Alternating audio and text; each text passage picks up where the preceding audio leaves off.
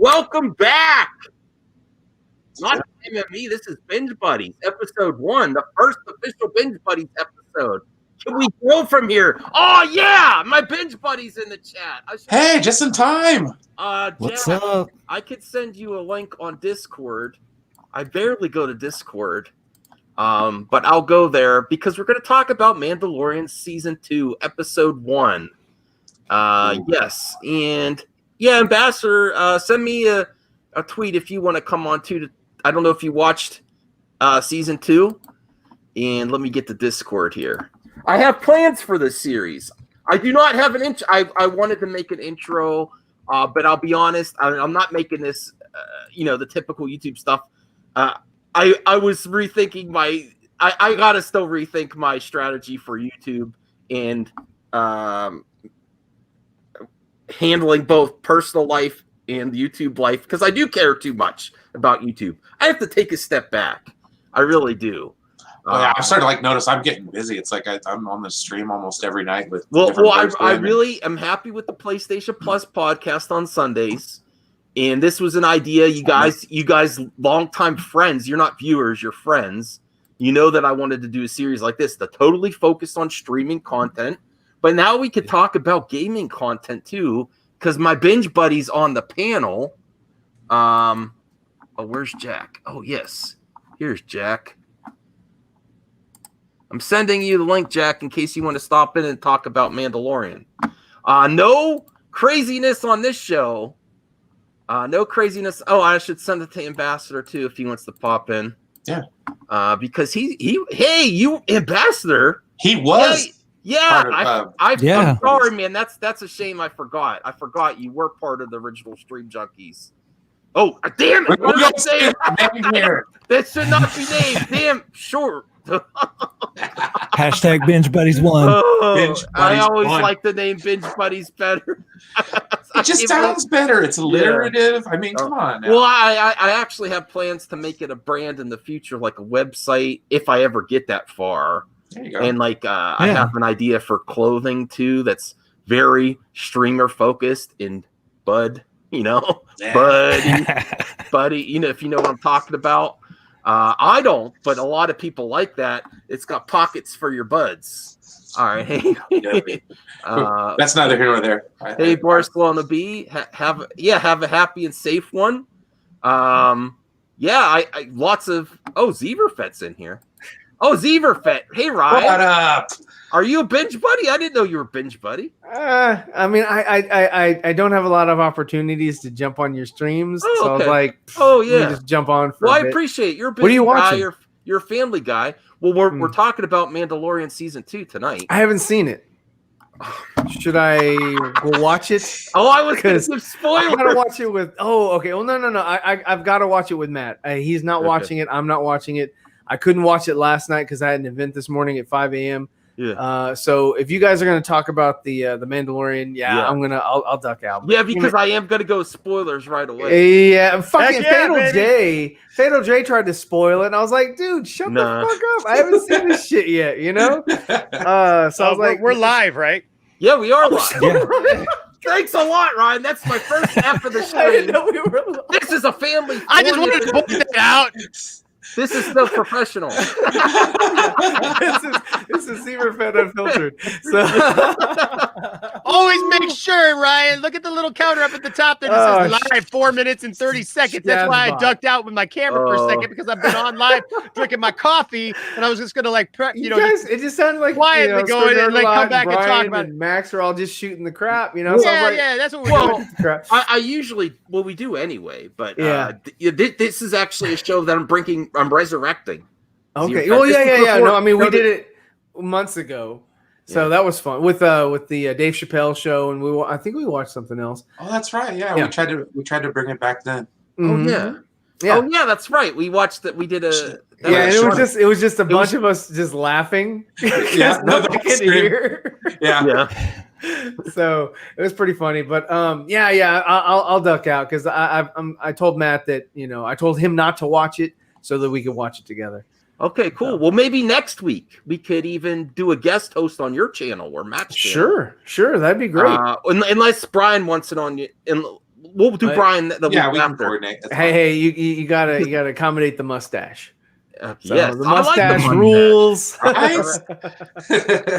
I've heard I a lot kept of- it. Usually I cut it off. I was like, I'm going to go with it this time. All right, Jack- well, Jack's I'm an gonna go original- duck out. Yeah, All right. yes. Thanks All right, for man. coming Y'all have in, a- Ryan. Go Yeah, sub man, to have a Super great Fett. show. Have a good night. Yeah. Next week. Hey, Jack, are you there? Yeah. My binge buddy? Okay, cool. Did you see episode Yeah, 1 of season 2? Episode 2, did it come out today? No, season 1 of episode 2, the first episode. Yeah. Of Man- I thought you were talking about Okay. episode 2. What the fuck? No. This is the first episode. He didn't watch episode 1 yet. Nick, Like they're officially calling it chapter 9. Yeah, they are. That was kind of. I did notice that too. Thanks for bringing it up, Nerd a lot. Yeah, that was kind of weird. We are going to give the spoiler warning. We're jumping right into spoilers, and I what's that? Said, heck yeah, we are. Okay, and I do clickbait. I always do clickbait. Am I disappointed? Yes, in Star Wars as a whole, not in Mandalorian necessarily. And I'll explain that. And this is your last warning. Spoilers. Boba Fett coming back. No one's ever Lots really of gone. Hey. That's my only criticism. I love this episode, but I'm getting really sick of characters coming back. Now, in the grand scheme of things, is this the most realistic? I actually have a helmet that I never. Oh, I should show you guys. You know what? I'm actually not gonna lie. I thought that was Boba Fett when he walked in. Like, I'm not lying. I am Boba Fett. I have the Black Series here. I never even took it out of the box. You Oh, could man. send that. You could send that to my friend Enosh. That he would. Oh, He really? would greatly appreciate that for sure. Are you Because Bubba or the his Marshal? helmet doesn't have the antenna. So there you go. Are you Boba Fett or the Marshal? I am the real Boba Fett. Thank you very much. I'd rather be the Which Marshal. one are you? He's gonna Heck Marshall's no. gonna get the ladies. Did you see how? I swear. Timothy. Yeah. I swear. Right. Boba Fett's had the ladies. Boba Fett's already had the ladies. Did you not see me? me? Did you not see me in Return of the Jedi? I was like right there. I was cupping that one lady's chin. I was like, "Hey, how you doing, chick?" There you go. You know who I am? mean- I'm Boba Fett. Marshall's playing it cool at the bar, getting the ladies in his town, where the actual Boba Fett is crawling out of Sarlacc Pit's anus.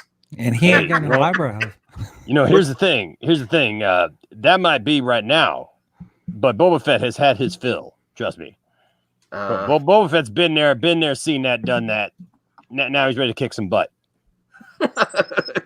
He slowly digested for how long? 1,000 years? No, see, I'm going to tell you my theory right now. Oh, you got a theory. Okay. Yes, because I got a theory on what we're going to end up seeing of how they're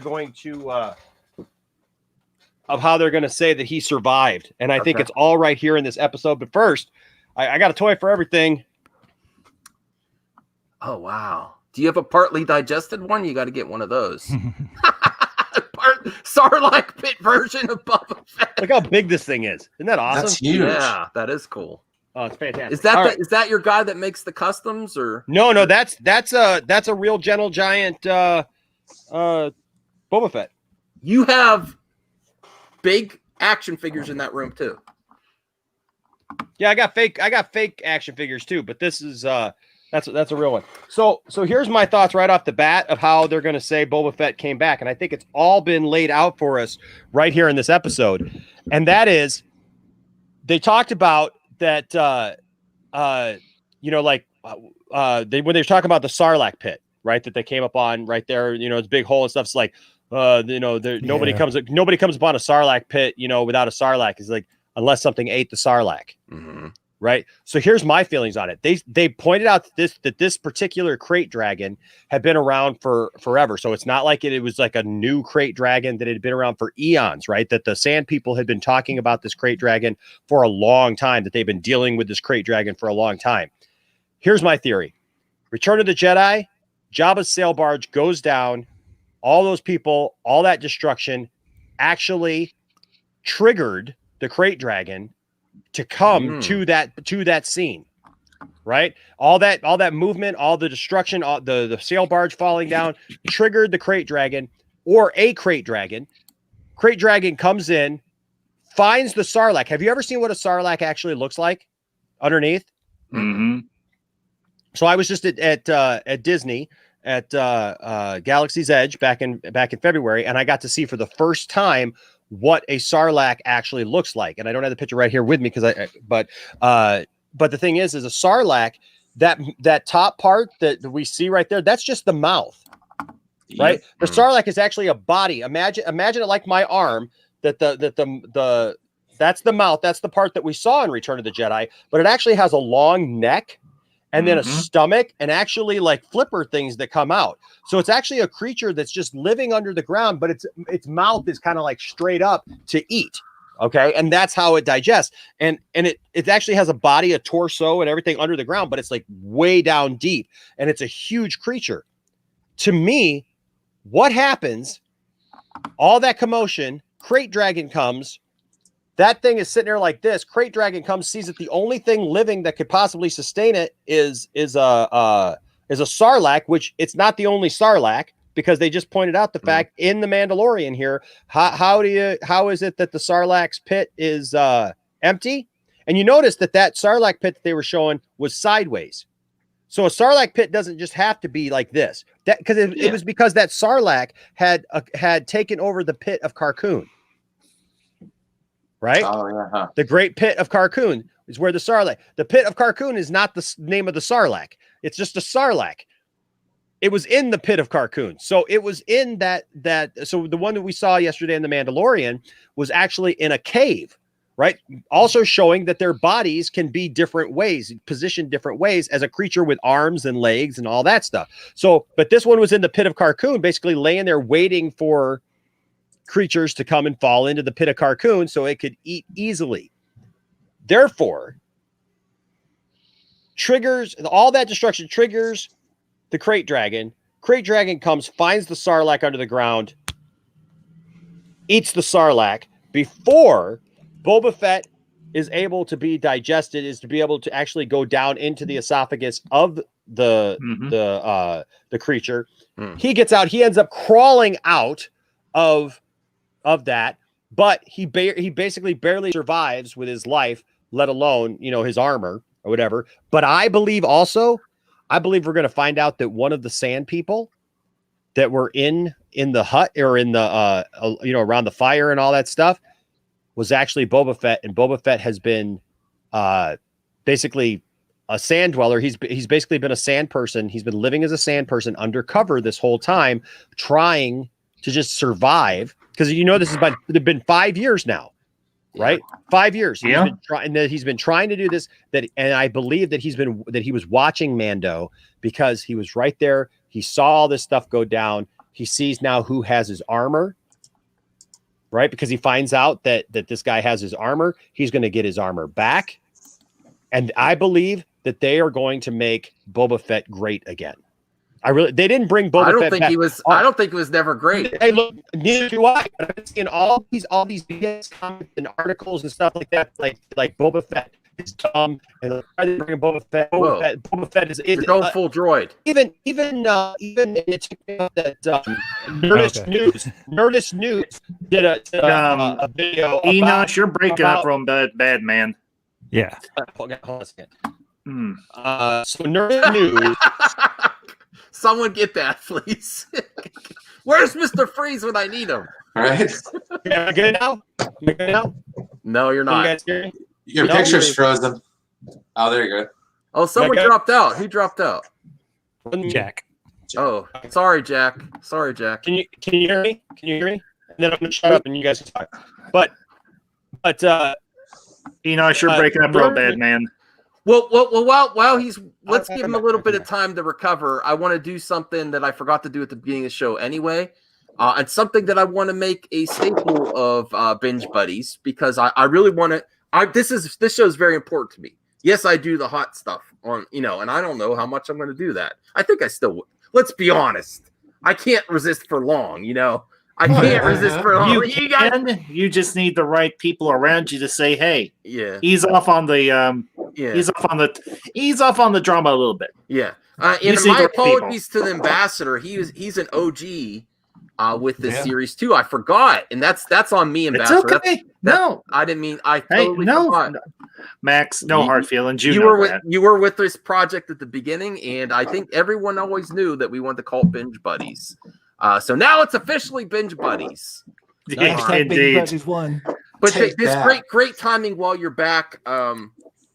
Something else I want to do with this series is because unfortunately, especially not just because of the pandemic, but as entertainment goes on, we're losing more and more legends.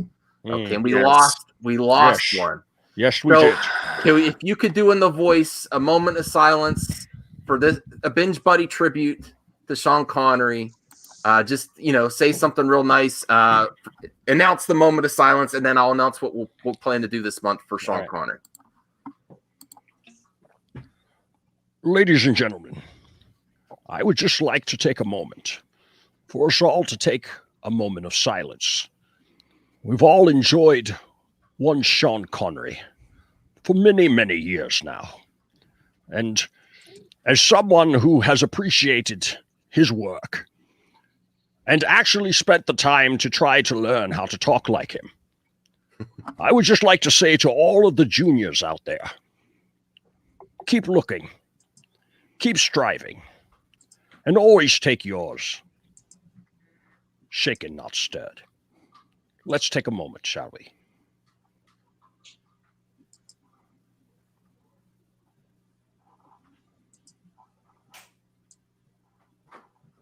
Oh, thanks. Now, Junior, get back to what you're supposed to be doing, all right? Stop puddling around like this. You know that I don't care for that. Now let's go. Let's do this thing. Well, that was even better than I was expecting. That was perfect. You got to say we named the dog Indiana. We named the dog Indiana. AC Universe, which I still need to get on the show. Oh, AC's awesome, man. Why you need to get on that? Yeah, you could send them a link now if you want. I don't know if you watched. Send him a link. Oh, he did. He watched The Mandalorian. Yeah. Okay, cool. Enosh, I've been trying to get Max on since I met him, and I'll come on. I owe you one. Well, Max, just real quick. Next month, which is technically in a few hours, I'm doing my 1 year anniversary stream on the Friday, the Black Friday. It's gonna be a 12-hour stream, and I'm celebrating 1 year on YouTube. And this is your official invite, and I will remind you and everything. Okay, but cool. Yeah, so this is your official invite. And it's our Nerd Lot, Brian, Enosh, and everybody else in the chat. That goes out to everybody else as well. But that was a beautiful tribute, Enosh. Better than I think I could have seen anywhere else. That was perfect. Well, thanks. Off the top of my head, I guess. But, what I originally wanted is not just the panel on the stream to pick what we watch. Mm-hmm. Okay, that's where the original idea for Binge Buddies to put out polls on Twitter and people vote. Viewers vote. Sure. So as a tribute, if we have a fallen legend, like unfortunately Sean Connery, I'll go back and see what is available for streaming on Netflix with Sean Connery or Amazon, and then we pick Highlander. Oh. You know what? And I've never watched Highlander actually. We put up a poll, and then everyone vote to see what Sean Connery movie we want to watch this next month. It'll be within the next 30 days. Ambassador is very upset. You've never seen Highlander? I just know that there can only be one. You have never I do know that I watched the TV show, but that was about all. I was a little young for that. I was never exposed. I was never exposed to that. TV show was pretty good, though. But I'll expose the TV show was good, but you've never seen the movie? What the hell, dude? I was never exposed to it. In the actual literal hell. How? You're 2 years older than me, Enosh, and you've never seen Highlander? I was never exposed to it. Well, it's time you get exposed, son. Well, I'll expose myself to you if you're. No! Oh gosh! This is not the Poindexter This Lounge. is not Jeopardy. This is not putting the link in the chat. Jeez. Enosh. That's a good segue into another thing I want. What? No, not that. Big Bud's bucket list. It'd be cool if we put our own little bucket list on of of things that movies we need to watch. Oh yeah. You know, well, everybody's got a couple of movies that that like you just have never gotten around. Sci-fi has almost every one on except 2 years ago, I had never seen Top Gun. Oh wow! And I watched it, and it's like I felt like okay, I'm done, and now I'm ready for the sequel. But I've watched Top Gun now. I mean, here's Ed Finlay. I told him he's got to watch The Mandalorian, and he might be on a future episode. Oh, nice! I like it. The Untouchables. Ooh, that's a good one. Yeah, I haven't seen Untouchables in a long time. Okay, but at least you've seen it. At least you've seen it. Yeah, at least I've seen it. But I will. So I was saying this though. I was ticked off at Nerdist News because they did like a review of The Mandalorian.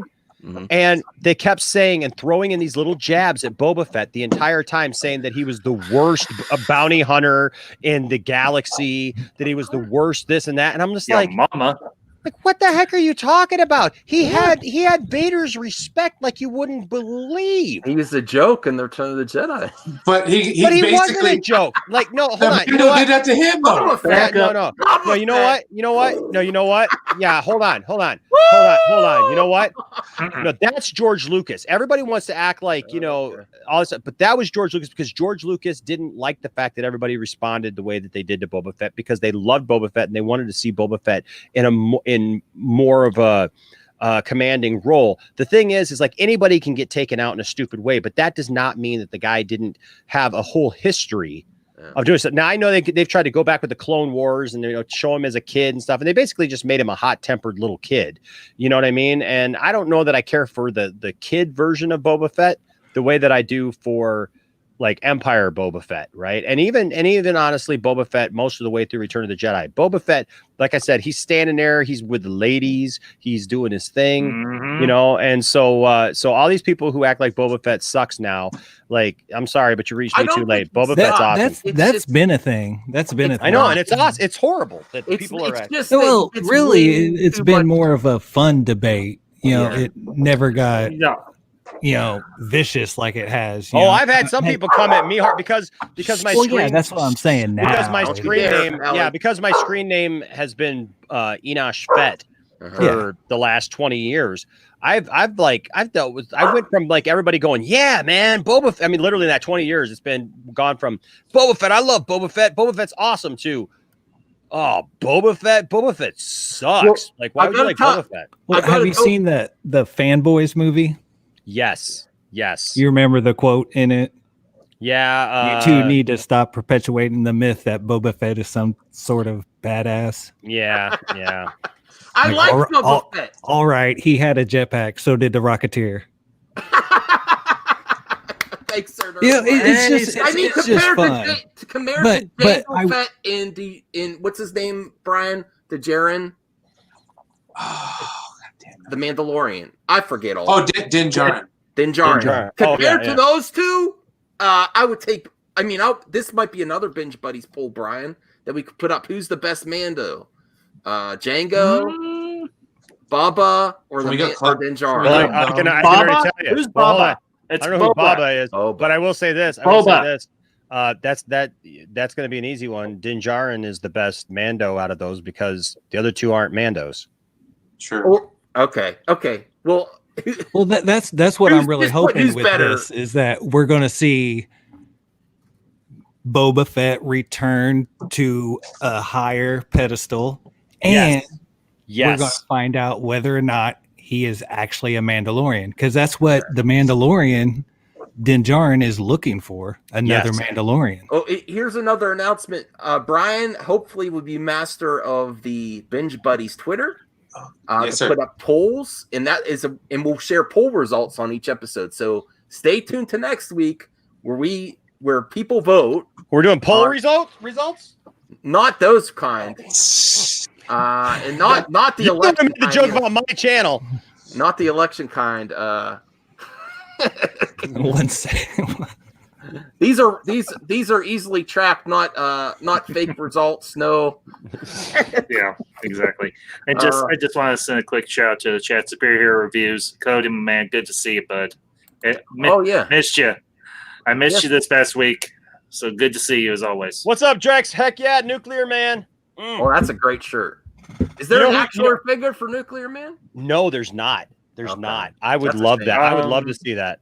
Not that I know of. If you know of a Nuclear Man, I think that there's like some high end, isn't there? I don't know. Is there an action figure? Matt Jarbo says if you're going to do Highlander, it's got to be Highlander 2. No. Nope.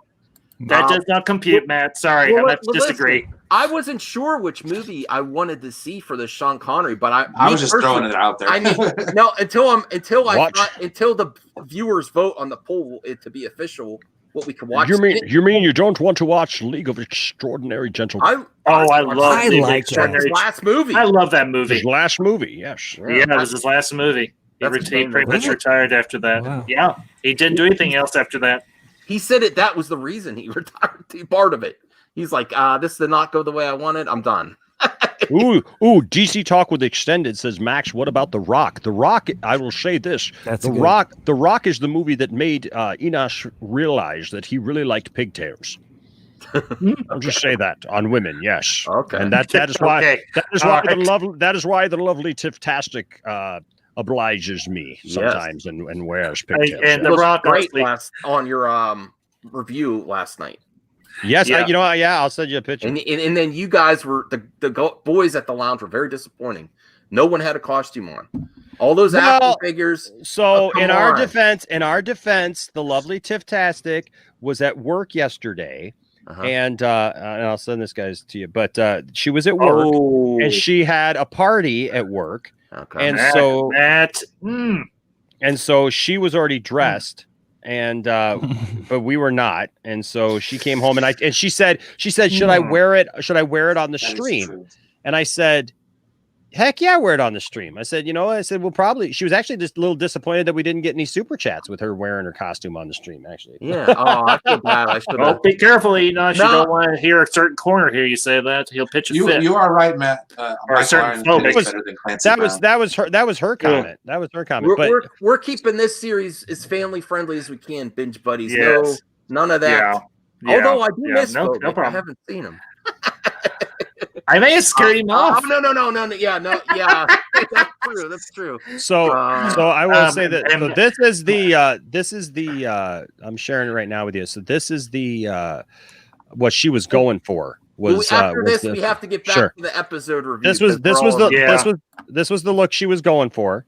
Nailed it. Yes. Okay. So yes, she looks just like it. She looks like, but this was her costume. I'll share that with you real quick. Let's see if I can get this thing to share. While you're doing that, Matt, we may have to have a debate about that, bud. I mean, because Michael Ironside is always fire, but Clancy Brown, I'm happy for you, Enos. You have a great family. I'm glad everyone participates. And, heck yeah.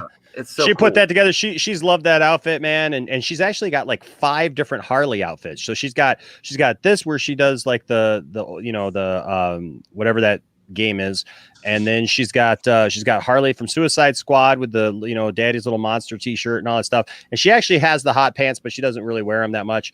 Obviously not in public, because I was giving her a hard time about that. I was like, hey, you could wear that. And she's like, I'm not gonna wear that to work. But she's also got the Harley in jail in the jumpsuit look. And from watching how he says that. I know. I'm a blessed man. And she also actually has this is what she was going to go as this year, but we ended up canceling our annual Halloween party to do the Empire Strikes Back party instead. But she already got the costume, and that is the Birds of Prey full pajama jumpsuit, thing with and she even got a little hyena to have, for the Bruce hyena. And so she loves Harley Quinn. That's why our dog's named Harley and Harley Quinn. Phobic. Oh, come on. Let's at least be nice for binge buddies. Okay, we got to all get along. Be my buddy, Phobic.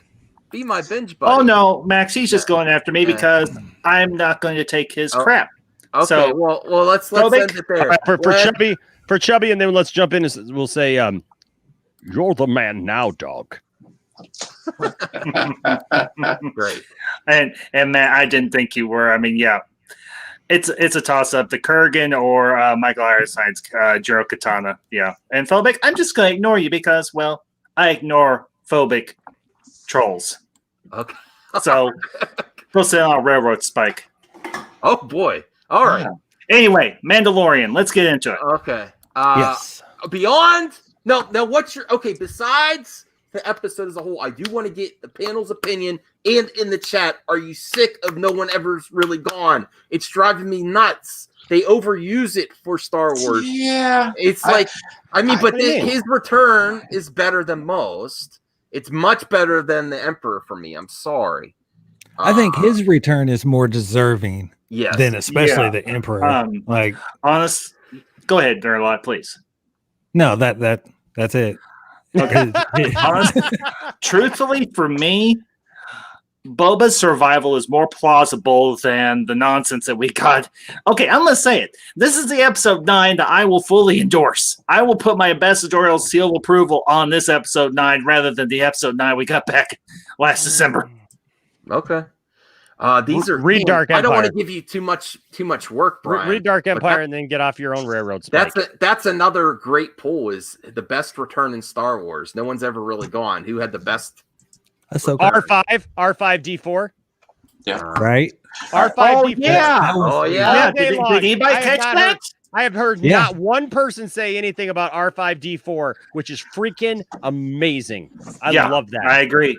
You even see the burn mark. You even see the burn mark on his head where it was. And you guys all know I think it's just Legends. I don't think that it was ever made. But do you guys remember what was Legends about him? Yeah, I know what you're talking about, Enoch. That R5D4 was actually a force-sensitive droid. Yep. And actually knew that R2 had to be the one to go with C-3PO when they met Luke, and therefore actually basically killed himself by blowing up there in A New Hope so that he wouldn't be taken, and so that would happen. So that was hey, Cobra Viper, I love your name, by the way. I'm a huge G.I. Joe fan. If you can't.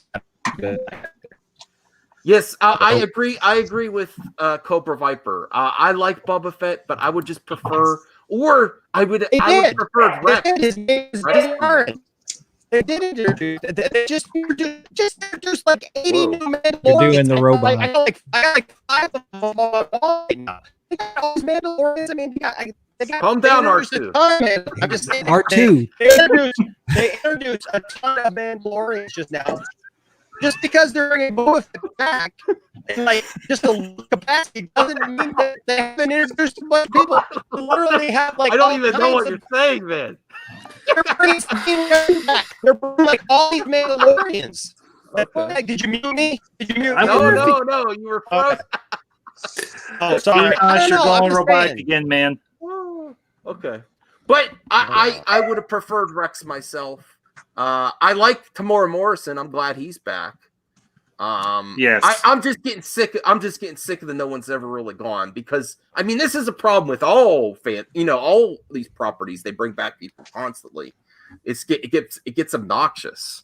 I really do think this one's deserving though, because we never really got to see Boba Fett being a badass. Ed Finlay says, "Does Greedo come back?" We really get to. No, I think he's gone. Yeah. Right. Yes. Let's me. Oh no, here's Phobic. Was never okay. Oh, don't speak that other name. Don't even speak that other name. Max, just let it go. Max, let it go. Phoenix, just ignore it. Phoenix Night Flame. Let's get on with Mando. Just ignore it. Speaking of Mando, I haven't seen any of the Fandom Menace talking about the season premiere. Haven't been looking that hard, of course, but it's interesting. They're let's be honest, most of them, and I'm not getting into politics again, but there's more to gain by doing political commentary right now with that coming up. So they go where the views are. They go where the views are for sure. And there's not much to complain about except what I did with the clickbait. Why am I disappointed? I'm just disappointed in Star Wars as a whole, going back to the well constantly. I do like. I think, like you guys said though, you believe everything was earned in this episode. All the little Easter eggs. Heck yeah. Yes, I agree. What about the speeder that was made out of Anakin's Pod racer. Pod racer. Yeah, I noticed that. I don't know if that Was it I actually? don't know if that's the same engine. I don't. Oh, it Enosh, was. I don't know if that was the It same was. engine, but I think, but that was a pod racer engine. It I was will definitely a acknowledge pod that. racer. I don't know, but I Take a do look think at it's it. the exact Take a look at Same it. model No, as Anakin's. No, It might it- be. I got If it it right is, here. Oh, I got it right here. It's the exact same one.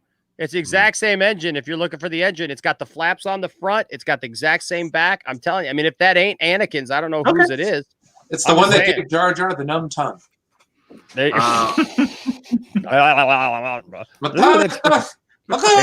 Squeeze All right, me. here's Boba. Back when the kids were kids and saw Boba go out like he did. Would you Jedi, stay we stop laughed. saying Baba? Sorry, it's my fault.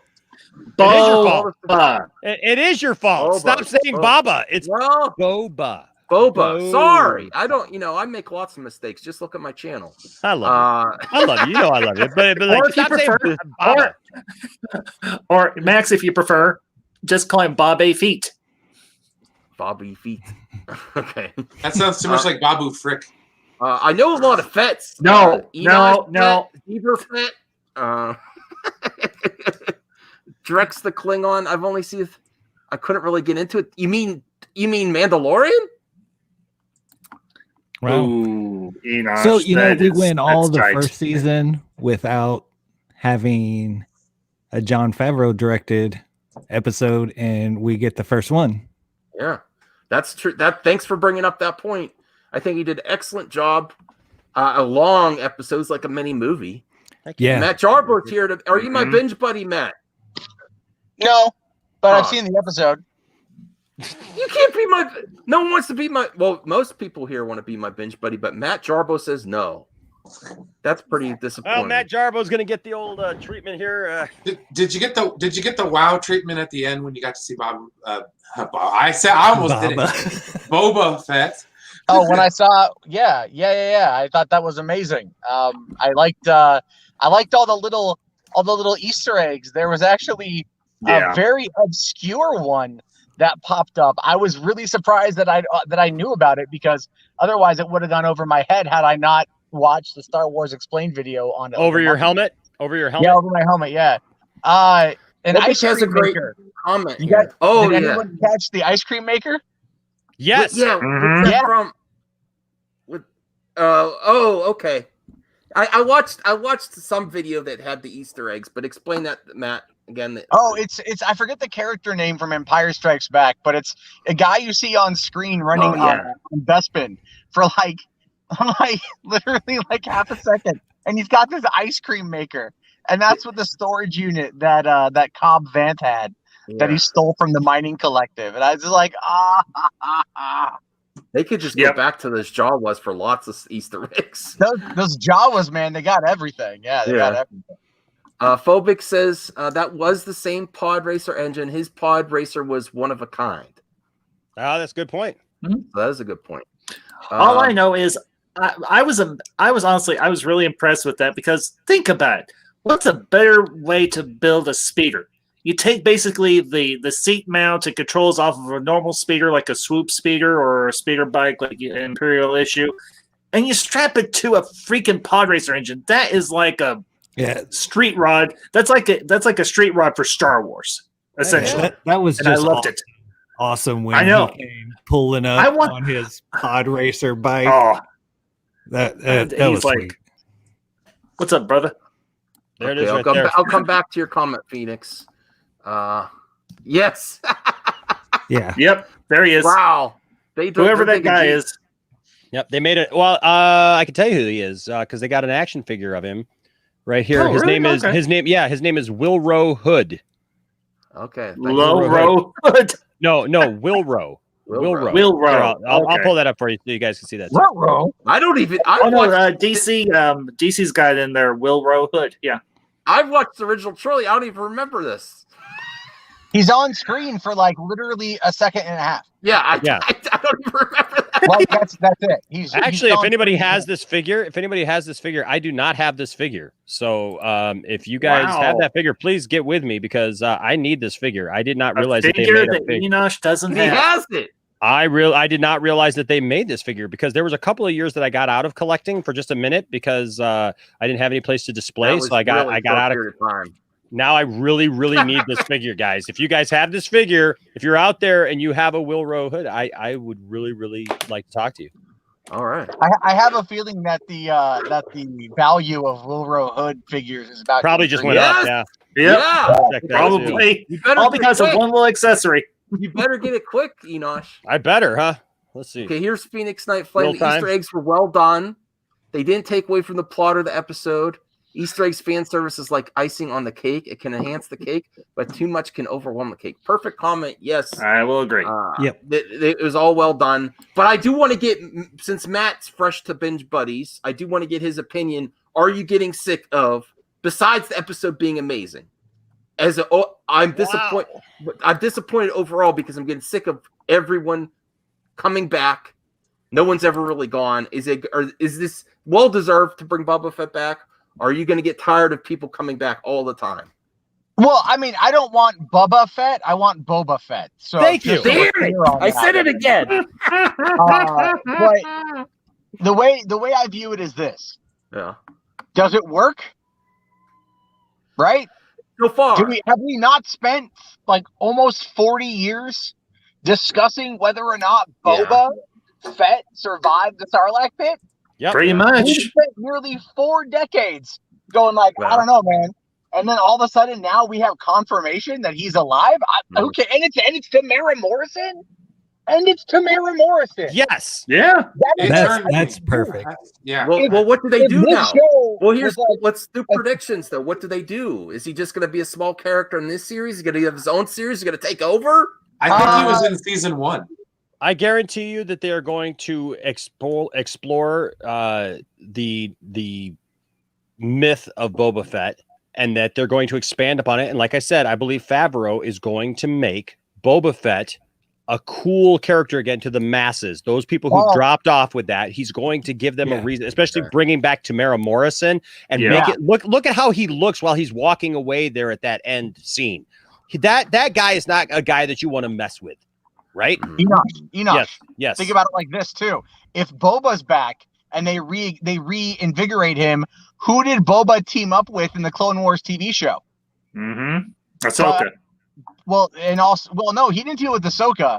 He had his own arc in the show. Yeah. He went against him, but he also had Bosk on his team. Bosk, yes. Mm-hmm. And a couple other bounty hunters. And so if it's only 5 years past the events of Jedi, that means Bosk is still probably rolling around out there. Oh, heck yeah. Yep. And maybe IG-88. That'd be awesome. Right? Bring back IG-88 because everyone loved IG-11. So they got to find What about Dengar? Oh, especially, don't forget about Dengar, So all of those bounty hunters that were all there on Vader's ship in Empire, as far as we know, they're still alive doing their thing. As far as we know. Mm-hmm. Buddy's Binge is the Twitter for master of Twitter. Yeah, sorry, it auto-generated. My bad. I was making it as well. And here's Matt. Did you ever read the Legends of the Bounty Hunter novel or whatever? Oh my! Ed Findlay's more of a Star Trek fan. I didn't know this about Ed. Look at that. Okay. Look. No. I'm saying for you, for Brian and Ambassador. Ambassador, you're a Star Trek fan too, right? Yeah, I watch Star Trek. It's okay. Okay. I'm not like a huge Trekkie, but I do like it. Ed, if you binge Mandalorian, let us know for the next episode if you want to pop on. Phobic just says, besides the episode's amazing, that should be the end of the discussion. No, there's more to discuss. What do you want me not to have a show, Phobic? I don't know what you. You guys haven't even talked about like the opening of the show. Oh, go ahead. Dude. Right? Yeah, the opening of that show was so good. John Leguizamo. Yeah, I know, right? That's so cool. When that popped up for the credits, I was like, that was John Leguizamo? Right on. Yes. And then if you go back and watch it again, you can now tell that it's him. Yes. Yeah. So totally. Yeah. Like I really enjoyed that. And then I like how you can realize in that moment he was gonna absolutely double cross Mando. Oh yeah. He's like, I bet you your Beskar armor that Gamorrean will die in the next 2 minutes. You know, and then because then he's like, oh yeah, I don't like leaving anything to chance, and he was going to shoot him anyway. So like that was just really cool. I just thought that was great. And then the vibro Zuckuss and Forlom could come back. Yeah, I saw. I love. You know what's great about this episode 2 is it brings something back that you haven't had since the OG trilogy and the old Kenner toys since we have Enosh. Toyetic is what they say. There's so many scenes from this that you could get little play sets and action figures. Although Star Wars Fight Club type action figures. Right. I know, right? But a little arena? Can you imagine? Oh my goodness. Or the little town. I love the way Mando takes out John Leguizamo's character though. That like he hangs him up and then he just leaves him to be eaten by whatever those creatures are. But he turns around and shoots the light out. Yes, that's what I'm saying. He just leaves him to be there in the dark and you hear him screaming. And also I love he kept his word. I won't kill you. Yeah, exactly. And Matt, I watched your review of it and I totally agree. How awesome is it that in a week where a Tremors series comes back that we basically get a huge Tremors? Right, like we get a huge that would be a good one to put on a poll too if we want to watch Tremors, the new Tremors, because I have seen that on Netflix and I didn't watch it. And I was like, has anyone seen it yet? Do you recommend it? I haven't seen it. I haven't watched it yet. But DC in the chat also brings up a great point. There is that this episode we really saw a lot of growth in Din Djarin from last year. Yeah. From last year, we saw a huge amount of growth in the way that the characters, and they did it very interestingly. Like even with him coming off of the Razor's Crest, and you know, like not being so upset about the droids, you know, and just like let the droids do their thing, you know. So, well, that was because I mean, clearly IG-11 had a massive impact on him. Oh yes, like, sacrifice like that because that was heartfelt as hell from the season finale. You know, you could totally tell he's like, all right, just give the crest the once over. But what I loved was the mechanic because I'm a big Amy Sedaris fan, and I enjoyed her in episode 5 or chapter 5. But I kind of felt that they overdid her character a little bit. Yeah. But then here she was perfect in my opinion. Yeah. Oh, I mean, she's not my favorite character, but I liked her better in this episode. Well, she was punchier. Yeah, she was punchier in the jokes. You know, like, oh, I would thank the Force. Okay, is anyone gonna? I love Baby Yoda, but is anyone gonna see where the cutaways to Baby Yoda? Is that gonna get old after a while? No. As long as they don't go overboard on, I think it'll be fine. I mean, my wife loves it. We were watching, she's like, "Ooh," you know.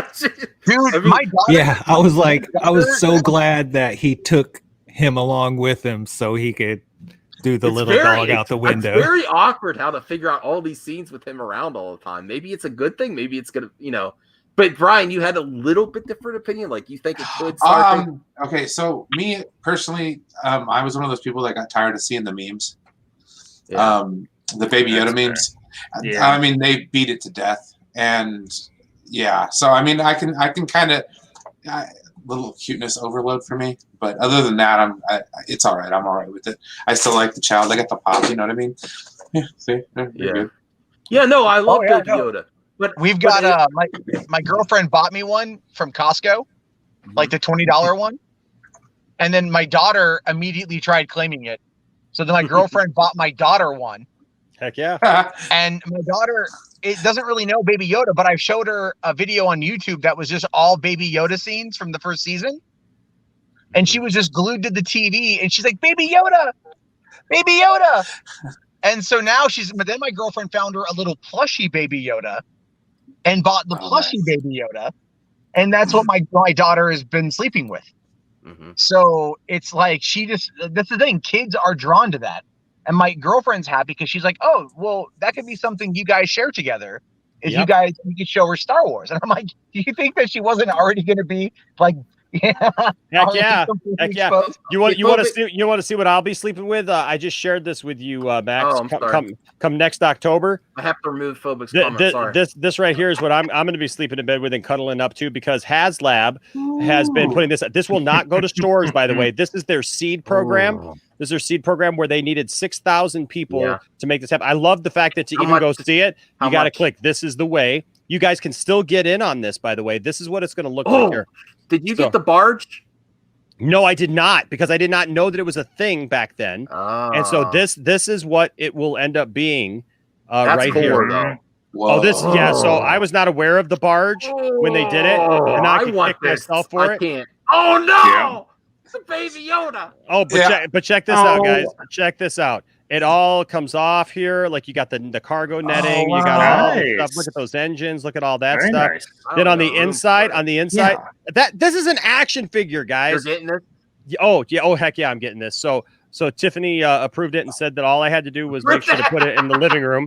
Say that again. Tiffany approved it because I asked her, because I knew the time frame on this thing, and I said, hey, like this is a special thing, and she goes, as long as you put it in the living room, I have no issue with it.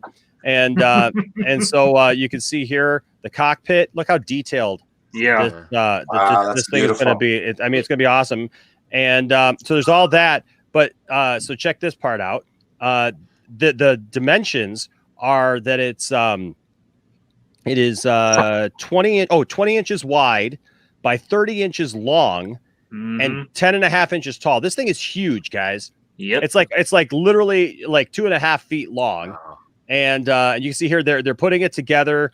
Here's all the pieces and stuff. And originally it was just going to come with Mando, but they've hit their first goal. So they unlocked of course an escape pod, and then they unlocked actually having a Baby Yoda in his little pod, and then they've unlocked being able to have 4 carbonite blocks in it over here. And then the next one that they have, then they need 15,000 backers, but right now I believe they're at 14,252, and that's up 1,000 from yesterday. So so I'm sure they're gonna hit this goal. But then you get this cool flight stand. You know what? This stuff right here, this HasLab stuff. You think it's a lot of money, but this is worth it.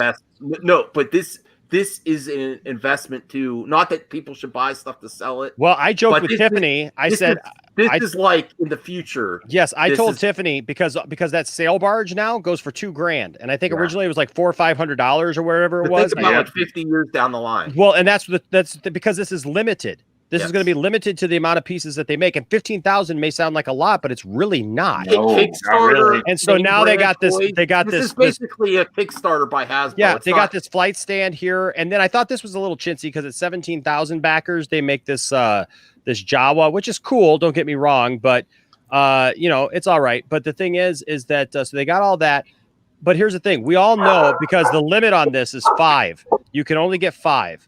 They shouldn't let people get one more, and I think. Yeah, well, that's something. But the limit on is 5. I joked with Tiffany and I said, because we just refinanced our house, so we got some money back, and that's why I had the ability to get this. But I told her, I said, you know what? It wouldn't be such a bad idea, because come next October, when you can't buy these and these things start hitting, this is going to triple in price. Yeah. Easy. Overnight. Especially as seasons come out of the show. Heck yeah, because the show's just getting more and more popular. And as we were watching this, now has anybody else noticed this? But the Razor's Crest very much so resembles the Winnebago from Spaceballs. A little bit, maybe a little. If you look at it flying through the air, basically, if you picture the Winnebago, it kind of does. Look at this. Yeah, look at this. It basically looks like it's got the same big engines and stuff off the side there, kind of. But anyways, you only have 9 more days. If you guys are interested in this, you can go to HasbroPulse.com. I don't have the money.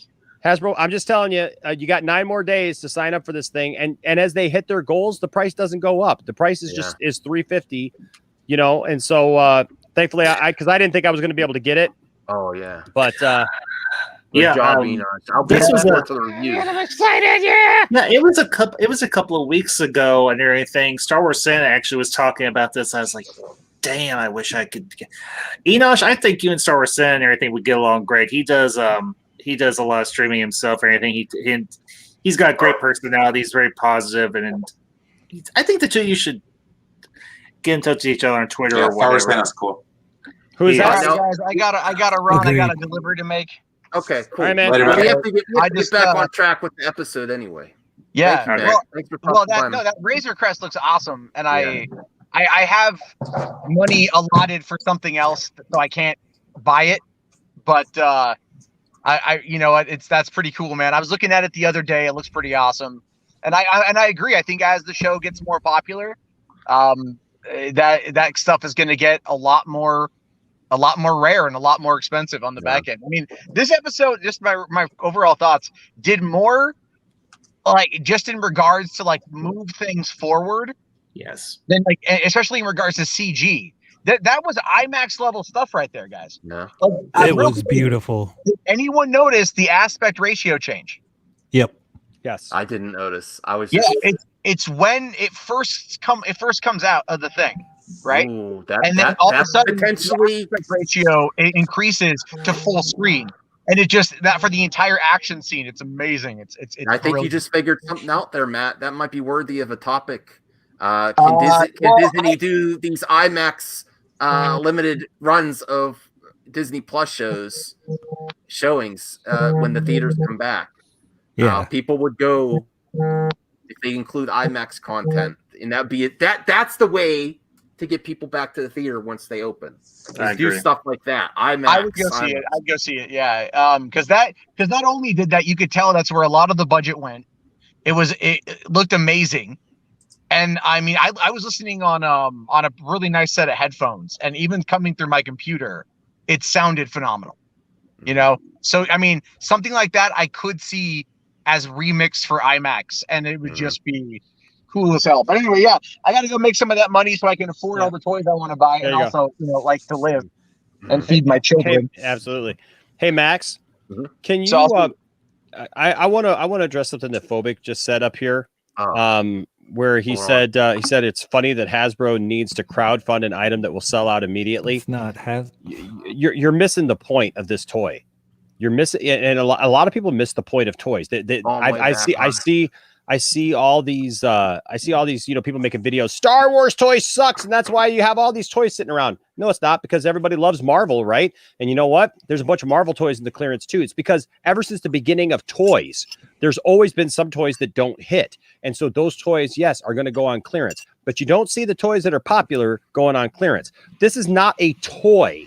Okay, I don't think, if you look at what I just showed you, this has literally hundreds of little tiny pieces. This is not a kid toy. This is something that, yes, if you put it out there, yeah, people would buy it. It's more like a Comic-Con exclusive. It is. It's an exclusive thing. It's not something because they don't have the money to put out a toy. That's not what this is. Well, this is because they're putting out something special that's a limited run.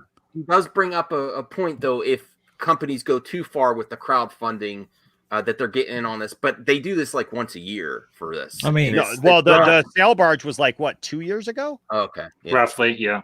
I knew about that, but I was like, I can't. I didn't know about that when the sail barge came out. Honestly, I did not see a word until it was done. Until the that's when I was getting done. out of toy collecting, and I do enough collecting as and I got rid of my Funko Pops. I downsized, and I focused on what's most important to me is gaming and movies. I just see a lot of people talk about toys, and they really don't understand the toy space. They don't understand like why some stuff is on clearance. They don't understand and I'm not saying that everybody's just ignorant of it, but it's just like for example, where Ed Findley, and I don't know him, but he says vintage, there's nothing vintage about it. It's a series. It's called the Vintage series because they're trying to bring back an old look that they used to make action figures in. I will agree it with vintage, but with the barge. Look, I will agree. Yes, I will agree on this. I will agree on this point. I do not like the fact that they went back to 5 points of articulation, because I think that is because the people who are really wanting to buy this stuff, they want articulation even in their 3 3/4 figures. I think that it's BS that they didn't make an actual line of 3 3/4 figures for the Rise of Skywalker. But the thing is that they're still making some really great toys that people want. And to answer Chubby's question about retro blasting, I actually like retro blasting, but to be honest with you, I'm friends with him on Facebook, but here's the thing. He's way too negative. And he talked about the whole Ray Fisher thing with there's some things that he knows about, but he needs to stay in his lane. And I actually tweeted him that he needs to stay in his lane because he doesn't know a thing about the Ray Fisher thing or the DC universe. He hangs out with low class BSers too much. Well, I'm just saying. saying. I say that? Well, hey, you know what? But that's the thing is you're surrounded by people who are negative. You're going to be negative, and unfortunately, I've seen a lot of that out of him lately. And actually, we almost did an episode on him in 2 Cents and Nonsense because as well, you know, Phobic, I completely disagree with you on that. You like video games, although Phobic's he likes digital and practical. He's like, I don't need it hanging around. You're not a collector. He called me you don't offend me at all, Phobic, when you call me a hoarder before. I don't care. Well, you know, I don't have children. I mean, I might have children in the future, but I don't have them now. I don't care. It's fine. To get back on the episode. I'm not saying anything about that. Thank you, Matt. About you. I just realized what I said. Look. I'm just saying for me personally, that I don't need that's it, you know. You know, that's fine. That's fine. And you know what? Just like Sir Mix-a-Lot said, all to you, Sir Nerd-a-Lot. But Sir Mix-a-Lot put it best when he said, "You toss it, you leave it, and I pull up quick to retrieve it." So the thing is, I will take all the toys. Ed Findley, I'm apparently not as young as you think I am, and I appreciate you for that. But I have been a collector now for over 20 years, and I'm older than Star Wars. I don't put it that way. I'm older than Star Wars, and the problem that I have is unlike retro blasting, I'm not here to say that I know everything about everything because I don't. But I have a really good. You don't get to have a collection like I have. And I got 5 guys who were just over here this last weekend who we all stream with who can attest to it. You don't get a collection like this without knowing something. You don't get a collection of toys and pieces and you know, play sets and stuff of all different things, not just Star Wars, but G.I. Joe, Transformers, Mask, Captain Power, wrestlers, there's so many things in here that I can't even like name them all. You don't get to have such a collection of and amass such a collection of stuff like that, superheroes, all these things without knowing something about the market and without knowing something about toys. And so that's just when I see people hating on toys and especially hating on Star Wars toys nowadays, I think that they're just because they just don't like Star Wars. If it wasn't, they just don't like Star Wars. They just don't like Star Wars, so they want to make that to be everything. If it wasn't the merchandise, it wouldn't be worth as much to buy and continue. Exactly. That's where it got to where it's so prevalent. How much of Star Wars is actually the action figures and the games and all the other supplemental stuff? It means so much. Part of your toy, and I don't think action figures are just for kids. There's a lot. I think that's a big misconception. They're fun. I would disagree with Phobic's new thing. So the Force Awakens line was not crap. The only thing that was crap about it was 5 points of articulation. I've got one of those TIE fighters hanging up right over here, buddy, and my wings are just fine. You're always going to get some weird stuff packed in for some places, but you know, then you're going to get that person's going to go on and put it on his YouTube channel and gripe and complain about it because mine were warped and whatever. I got it in how many different sizes and it's just fine. Well, this is an interesting topic, Well, I want to get back to the episode though, our overall thoughts and review. Can we point out just one last thing and then I promise I'll shut up. Ed Finley says I still have my original Boba Fett action figure. So do I, and I got about 108 of them also over there because I collect vintage Boba Fett figures. Those are vintage. Trev World Arcade. I have Barbies. That's cool too. That's cool too. Hey, right on, man. I have Barbies. Justice League Barbies. Actually, hey, by the way, Ed, Star Trek Barbies for heaven's sake. Yes, I got a Superman Returns Barbie back here, but I got the Superman. By the way, Ed, if you ever want to sell that Boba Fett, let me know. Why? Because I'm always in the market. I'm always in the market for a Boba Fett. More of them? Because man, it's my thing, dude. I love Boba Fetts. I so love vintage Boba Fetts, man. They're like I've shared this many times with you guys.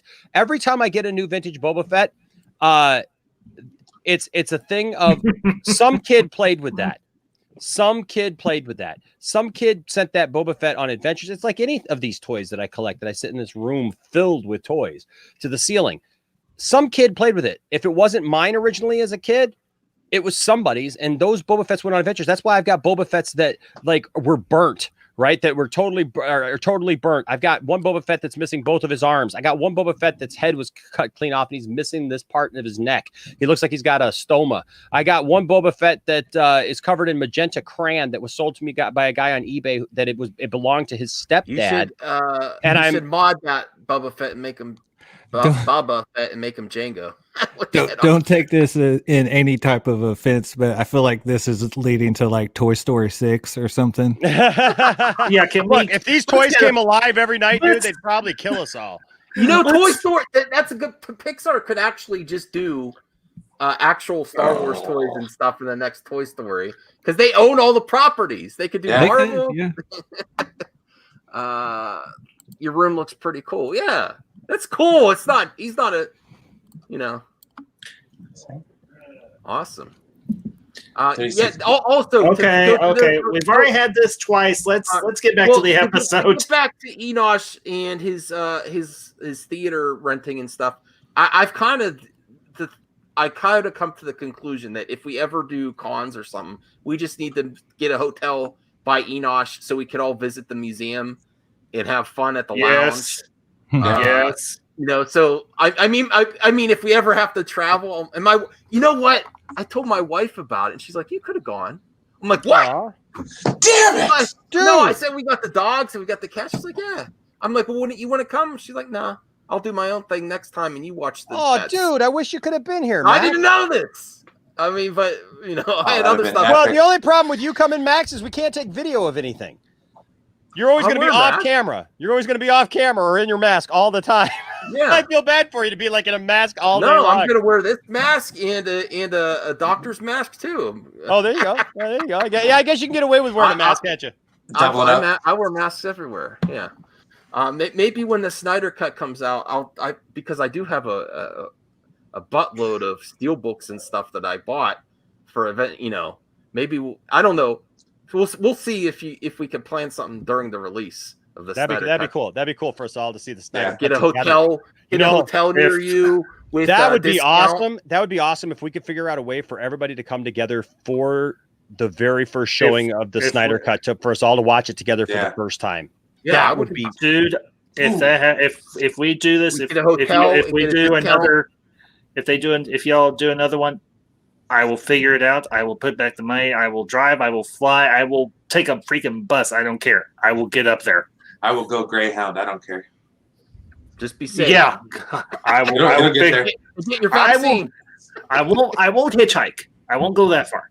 And phobic. The only reason some of my toys are actually in package still is either because they were customs that somebody put a lot of painstaking work into creating that card that toy is on, or like some of these, like, dude. So these right back here and like my Black Series wall, I like the artwork. The artwork is just as important to me as the figure in some of these things because it's a moment. Like especially I've got some like older figures and some older stuff that like I wish that I had that artwork again. That's why these vintage figures start coming out and people like start looking at it because they're pictures of these characters that you haven't seen since you were a kid.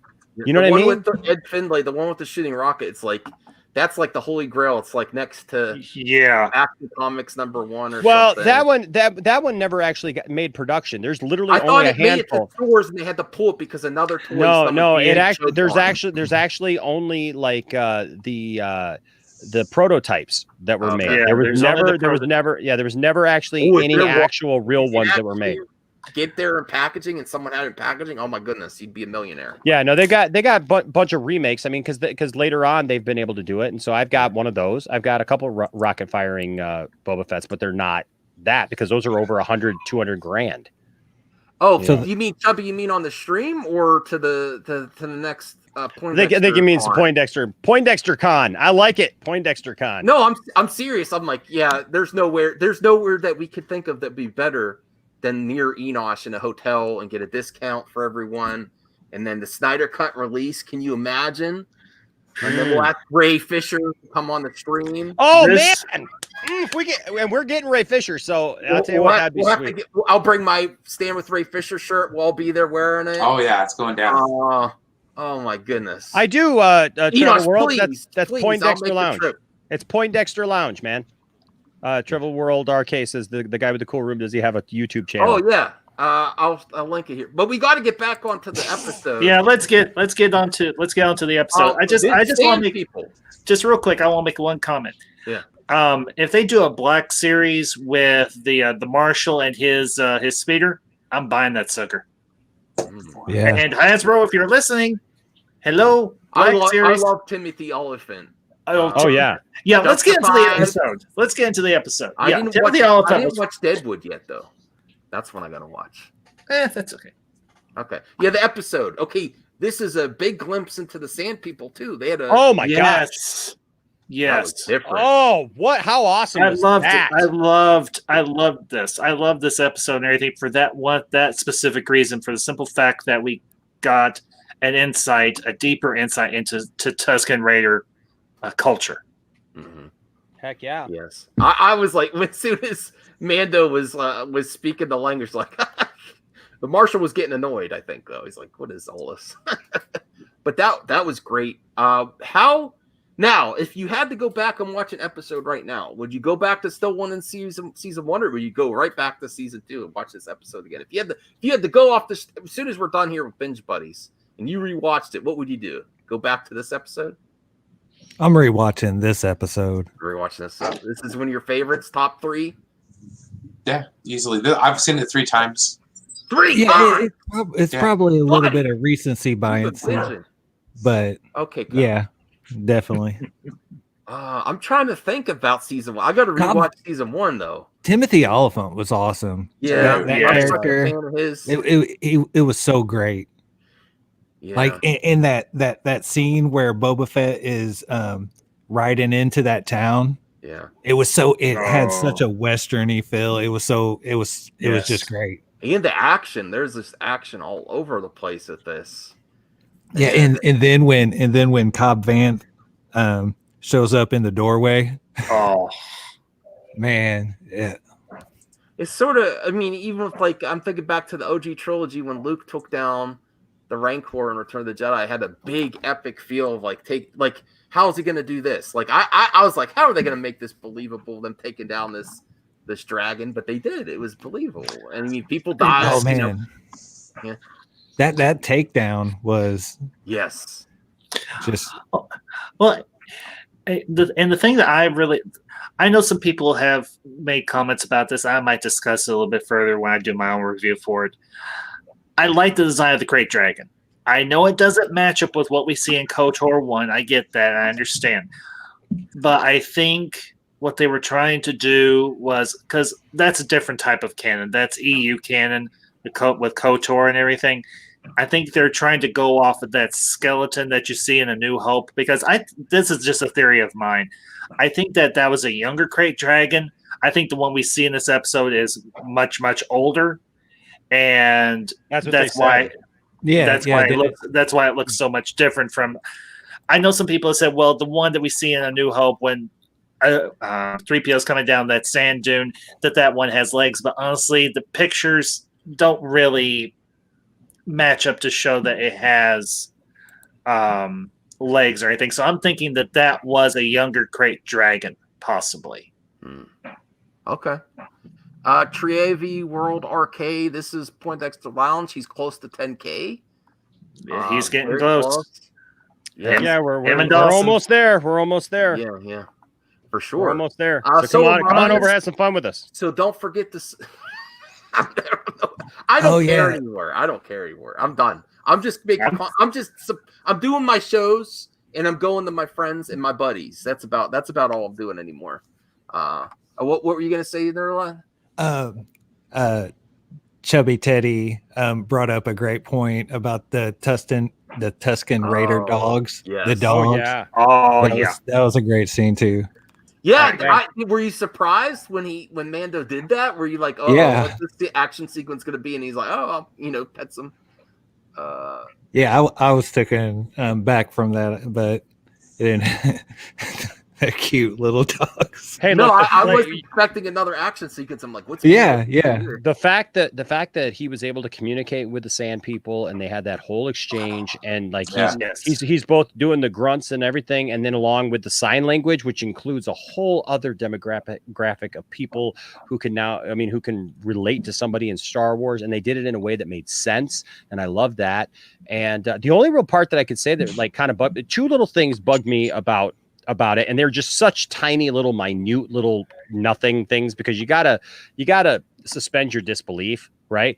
But like when the crate dragon comes through town and it's coming through the sand and the dirt and everything, all I could think of is, how are they going to walk on that sand again? Because it's basically now taken away all of the support system of the floor of the desert.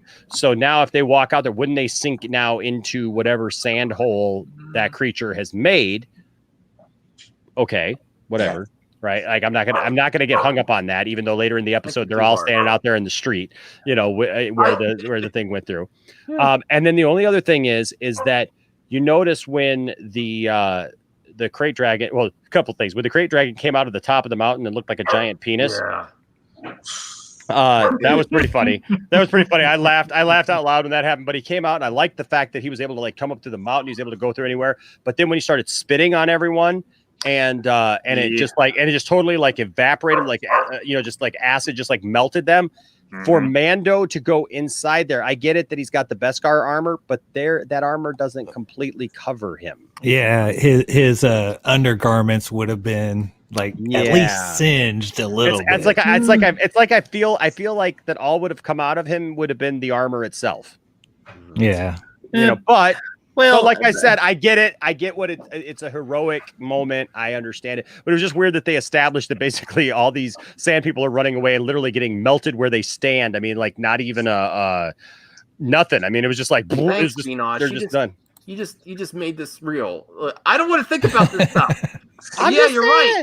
You know me. I love Star Wars, man. I got a whole campaign. Hashtag I love Star Wars, man. My mother-in-law. I got a whole campaign. We always sit down and watch my mother-in-law. She's like, "This isn't realistic." I'm like, "It's for the fun of the show. It's for action."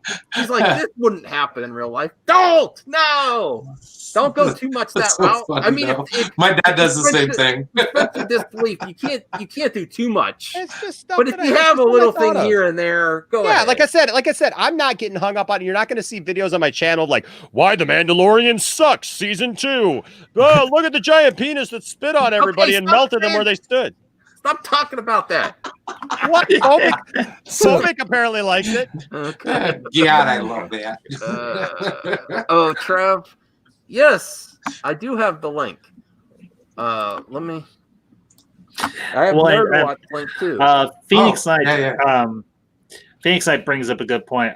He says, "I took that the acid glands are not down the Dragonstar's stomach, kind of like that's a good venom glands in a sink." Yeah, that's what I was thinking too. Go. Honestly, there you go. That's a great point. I just noticed that he had some on him when he came out, so that's why I don't know if that was necessarily digestive fluid or the acid. That might have just been like saliva or something from inside the critter. Oh yeah, just like a snake, Yeah, that's a great point. That's an awesome point. See, that's what I'm saying. You can't like overthink that stuff, right? So, but something else I really liked. Sorry, go ahead. Go ahead. No, go ahead, sir. Go ahead, Nerd. No, you were already going. Okay. Sorry. Nerd, please go ahead, bud. Truly, I'll go after you. It's fine. Okay, real quick. So the one nitpick that I had was, going back to Boba Fett. He was in the Sarlacc pit. He got out. His body armor got separated. So how did they get separated? Maybe he had to take it off, and when the thing, if my theory is correct, and it was being attacked by the crate dragon, maybe he had to take it off and leave it behind, like because of whatever situation he was in. You know what I mean? Like and crawled out. I don't know. Right. Yeah, nothing like you were saying, nothing that's stopping me from enjoying it. Just exactly, yeah. I'm sorry, Ambassador. Go ahead. And here's the ambassador. No, it's okay, man. That's a good point. The thing I was gonna say with this episode, I loved the playing of how they were gonna take the dragon down. And it made it feel very realistic. It made it feel like, well, it was expanding upon the Tusken Raider culture, and you see them coming in with their equipment. Like, they've hunted these things before, and you see the massive bowcasters with the harpoons, and I loved it. It made it. It's a small thing, but for me, it shows that the Tuskens are more organized. They're more advanced in a manner of speaking. They are a desert people. They know how to handle things in the desert. I don't know if you all caught this, and maybe I'm the only one, but I get the distinct impression that maybe George Lucas drew a little inspiration for the Tusken Raiders from the Fremen from Dune. No, I got a lot of Dune vibes. Oh, off of yeah. this Did you? episode. Okay. So it wasn't just me then. Okay. No, yeah. Like even that the first scene, the fight scene, I know there were vibro blades, but when I first saw it, like ricocheting, and it had that wavy, I thought, wait, is that shields? But I was like, no, okay, no. Yeah, those were vibro axes. I actually like that little touch that they added in there with those two Gamorreans fighting, that you actually see the effect with two vibro blade clash or vibro axes, because it's been commonly understood that Gamorreans love to use vibro axes, but they oftentimes don't use the vibro part of the axe. They just use the axe because they're brutal as all hell.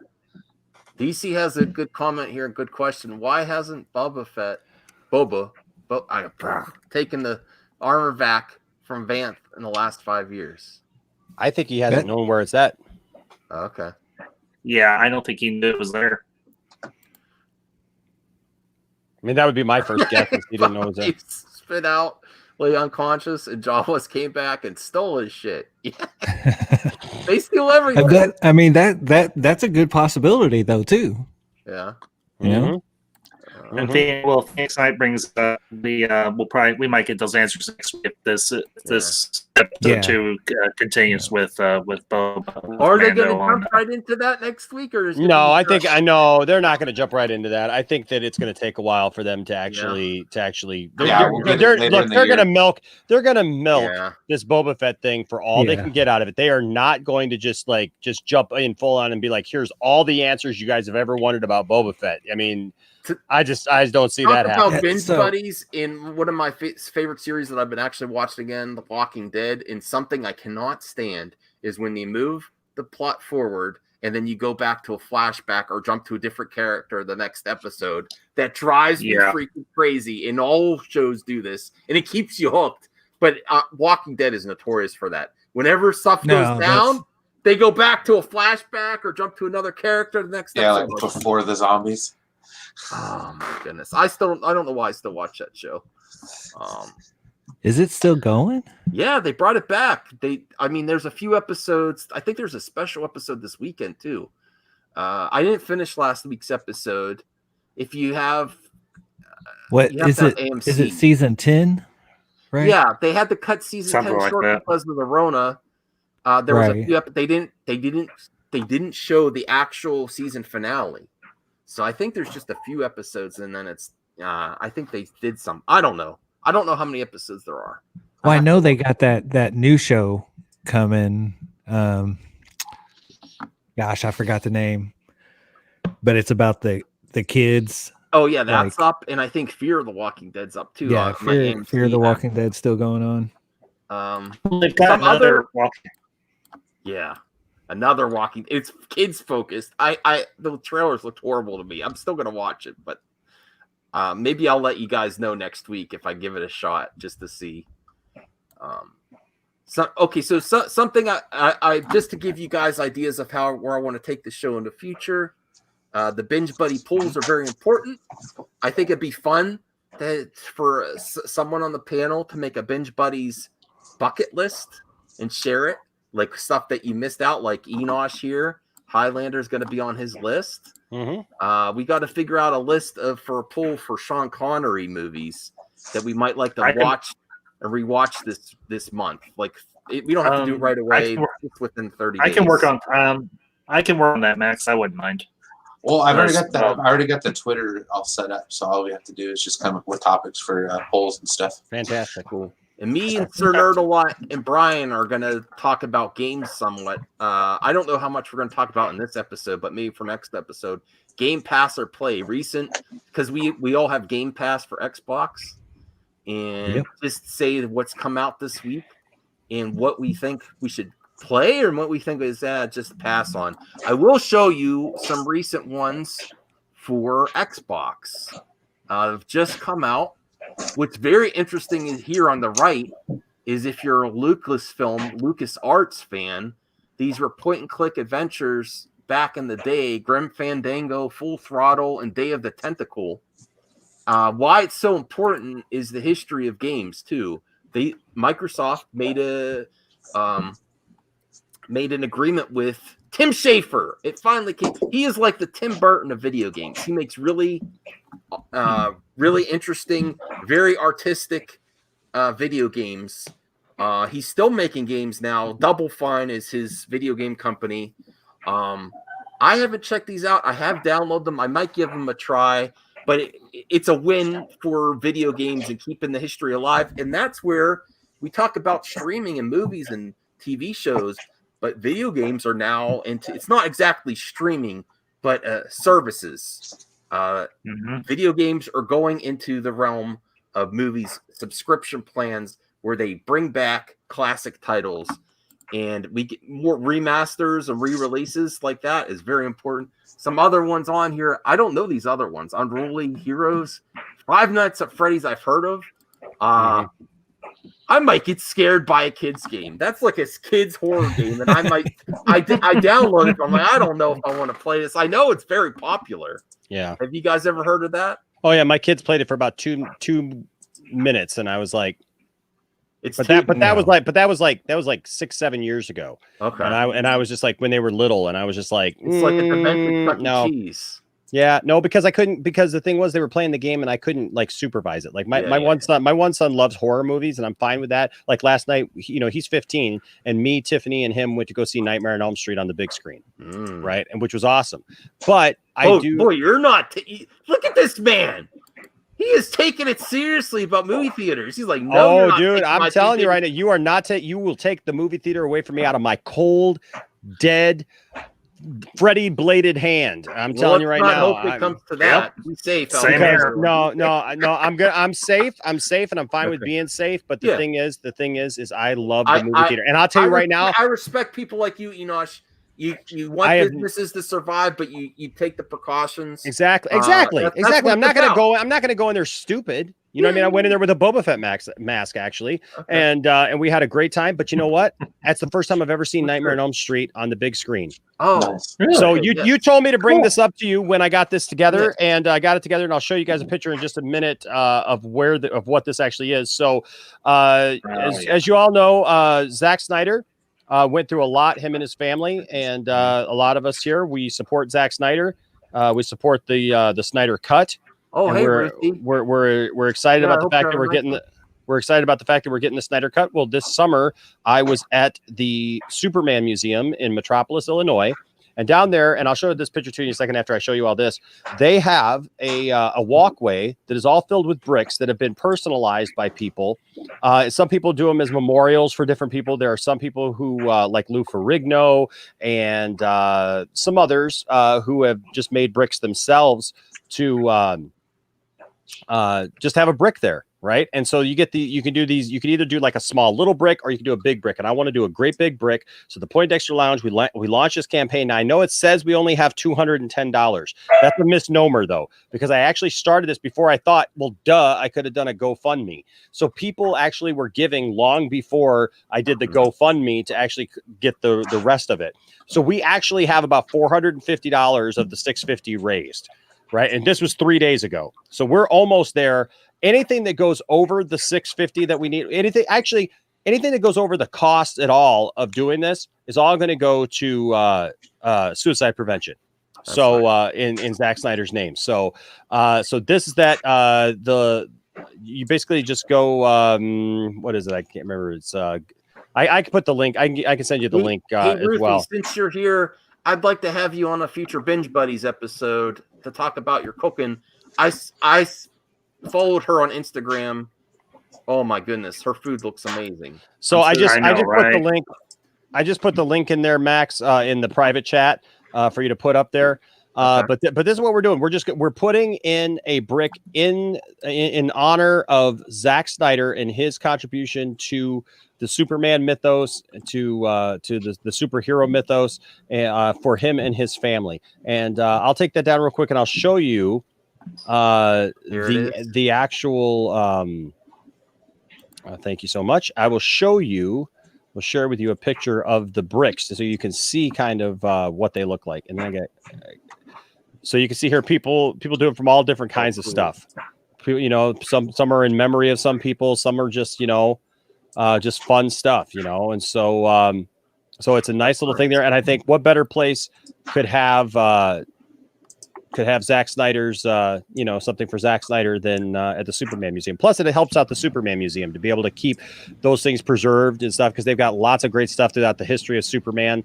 And so if you're a Superman fan, I definitely suggest that you go to Metropolis, Illinois, see the Superman Museum, go visit it, and eventually you'll be able to go down there. And if you donate to this, I'm going to do a video detailing everyone who gave, everyone who was a part of this thing, and then we'll also do something commemorative probably for everyone who gives and is able to support this. Now, this is not something like, if you don't have the money to give, don't worry about this. Don't bother with that. This is for anybody who enjoys Zack Snyder's vision and just would like to see, you know, something like this. And then if you ever go to the Superman Museum, you could say, hey, I was a part of that, and I made that happen. Because there's a lot of negative people out there who come down on Zack and are negative. We just did a whole video about stuff going on with Ray Fisher and stuff before I came here. And so this is just our little way of giving back and saying we love Zack, we love Ray, and we love DC, and we're going to support him. So if you have it, go check out the GoFundMe, and we'll do it. How long is this going to? Because I'll be honest, I want to support. I'm a little low on funds. I had an unexpected. That's fine. It's going to go until we collect the money. And honestly, if we get to 650 and there's still people interested, who knows? Maybe we might put a second brick next to it and you know, do something else nice, you know, for it or something. I don't know. You know, the Snyder Cut. You know, I don't know. Really tick off those people who hate the Snyder Cut. You know, because then they have to, Borg. Oh, you know what? We could do one for Ray Fisher if we really wanted to. I mean, I don't know. But hey, guys, my wife is calling me, and so I got to go. But thanks, you guys, for this. I love being a part of Binge Buddies. Guys, subscribe to everyone here. They're all freaking awesome. And thank you, Max, for bringing us all together, man. I tell you what, we thought of you a lot last week when everybody was here, and I'm sad, really sad that you weren't able to make it, because we all thought of you, and we all kept talking about how it's because of you that any of us were able to even come together. Because honestly, everybody came. For those of you who don't know, Zever, Fett, just a bunch of people ended up coming to the lounge last week and stayed with me. And we watched The Empire Strikes Back on the big screen.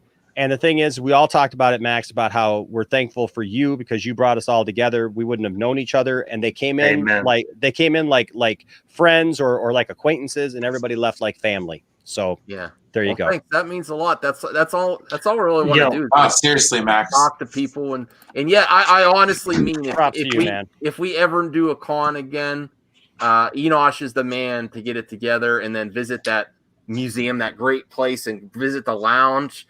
My wife in our own walkway. Okay. You know how you said Tiff gave you the okay? My wife gave me the okay. She's like, you could have gone. I'm like, what? A week after what? All right. Yeah. Damn it. There you go. Yeah. So next time. Peace, guys. Love you all. Have a good one. Later. All right. Thanks, brother. Yep. We'll see you. Oh, thanks for stopping by, Ruthie, too. We all love Ruthie on this. Ruthie is awesome. Yes. Her food looks so dang good. I know. I would definitely go to her restaurant if she had a restaurant. Oh man. Oh. Although it's not a good time to open one right now. But no, maybe in a few months. Maybe in a few months when things are back to normal and what have you. But then and I want to just kind of bounce off of something that said. Max, you get a very bad rap. And honestly, if it had not been for you, myself, Brian, Sir Nerdwallet, Enosh, and all those guys, the 4 nerds, and everybody else that is around them, we would have never gotten together if it had not been for you. Oh, thanks.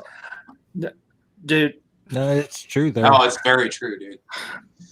I said this a few days ago on one of Enosh's streams. I wish I had met you all a year ago when I started my channel. My time on YouTube might have been a lot better, but you know what? I'm glad that we are all together now.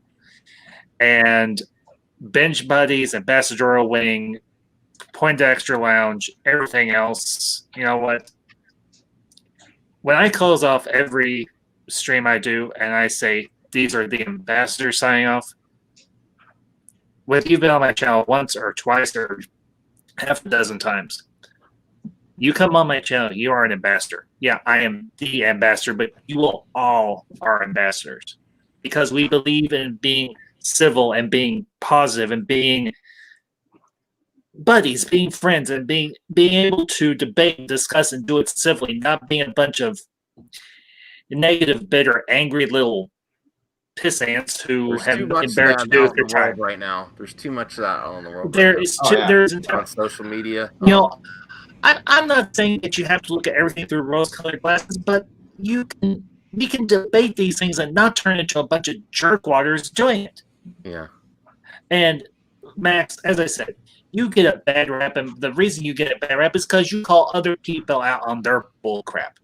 Yeah. And they don't like that. Well, guess what? You throw the heat, I'm going to be right there beside you. And throw the heat with you. And I'll back you up. Thanks. I appreciate you being there. I'm actually taking it a little bit easier lately. And I'm glad, as I said, Max, you know what the honest truth is. Besides the Binge Buddies episode, I'm like, it's not worth it anymore. But then it never stops. Never stops. Max, here's the thing.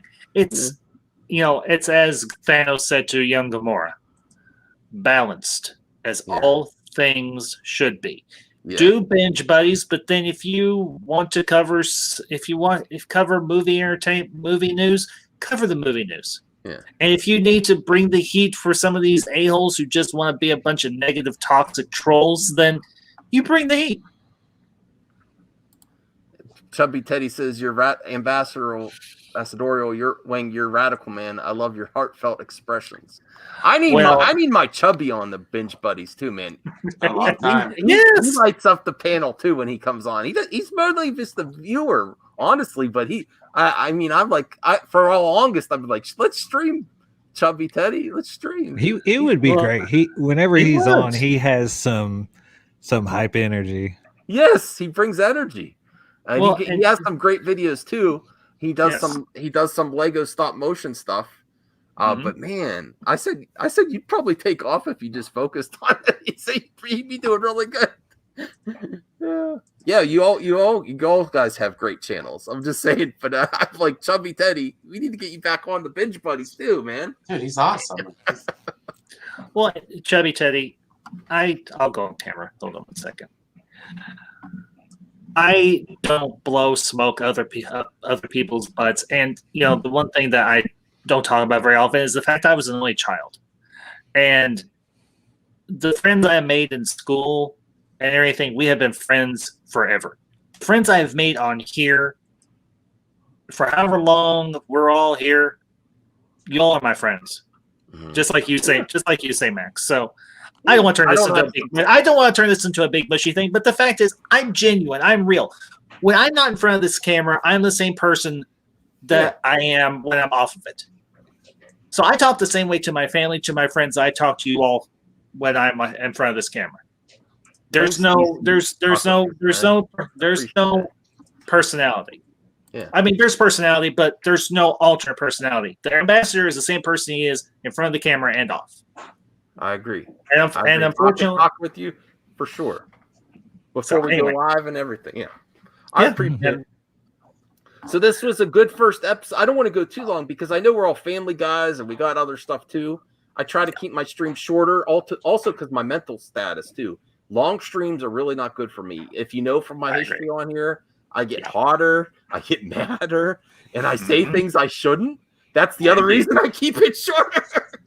The longer I go, the more something's gonna come out, or like someone's gonna drag me into another stream where I shouldn't pop up. And no, this is all positive. So thanks, Ambassador. Thanks, Brian. Thanks, Nerdalot. Thanks, Enosh, and everyone that popped in, and Ryan that didn't know what the hell stream this was. He's like, "Oh, this is about episode 2 or season 2. I didn't watch it yet."